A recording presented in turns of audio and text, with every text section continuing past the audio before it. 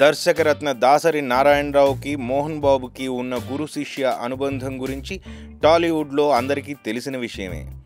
నటుడిగా మోహన్ బాబును సినీ ఇండస్ట్రీకి పరిచయం చేయడమే కాకుండా ఆ తర్వాత ఆయనకు తన సినిమాల్లో వరుసగా అవకాశం ఇచ్చి ఆయన ఇండస్ట్రీలో సెటిల్ అయ్యేలా చేసింది దాసరే. ఇటీవల ఓ ఇంటర్వ్యూలో దాసరి తనకు పరిచయమైన రోజులను మోహన్ బాబు ఈ విధంగా గుర్తు చేసుకున్నారు. స్వర్గం నరకం సినిమాలో దాసరి అవకాశం ఇస్తారేమోనన్న ఆశతో ఆయన్ని కలవడానికి తెల్లవారుజామున 4 గంటలకు నేను వెళ్ళేవాడిని. నన్ను చూసిన ప్రతిసారి ఏంటయ్యా ఈ టైంలో వచ్చావు అంటూ దాసరి పద్మ కూర్చోమనేవారు. ఇలా చాలాసార్లు తిరిగాక దాసరి గారు నన్ను ఓ రోజు మేకప్ టెస్ట్కు రమ్మన్నారు. నాతో పాటు మరో 10 మంది మేకప్ టెస్ట్కు వచ్చారు. మా అందరికీ మేకప్ వేసి ఆడిషన్ చేశారు.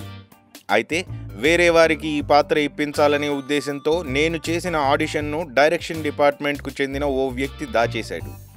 అయితే మా గురువు గారు నా గురించి చెప్పి మరీ నేను యాక్ట్ చేసిన రష్ను బయటకు తీయించారు. అలా అంతా కొత్త వారితో చేయబోతున్న సినిమాలో నాకు సెకండ్ హీరో అవకాశం ఇచ్చారు. అప్పుడే నా పేరును మోహన్ బాబుగా కూడా ఆయన మార్చారు.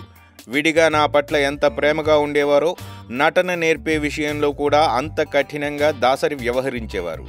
ఆయన దర్శకత్వం వహిస్తున్న ఓ సినిమాలో నాకు ఓ పెద్ద డైలాగ్ను ఇచ్చారు.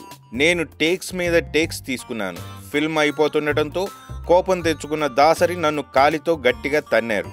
అబ్బా అనుకుంటూ ఏడుపు మొహం పెట్టుకుని మేకప్ రూమ్లోకి వెళ్ళిపోయాను. ఇలా ఇష్టం వచ్చినట్లు తంతే ఈయన దగ్గర ఎవడు చేస్తాడు, నేను వెళ్ళిపోతాను అంటూ నిర్మాతతో అన్నాను. నువ్వు వెళ్ళిపోతే సినిమా ఏమైనా ఆగిపోతుందా అంటూ నాకు కౌంటర్ ఇచ్చాడు నిర్మాత. దీంతో మనసు మార్చుకుని మళ్ళీ మేకప్ వేసుకుని సెట్స్ పైకి వచ్చాను.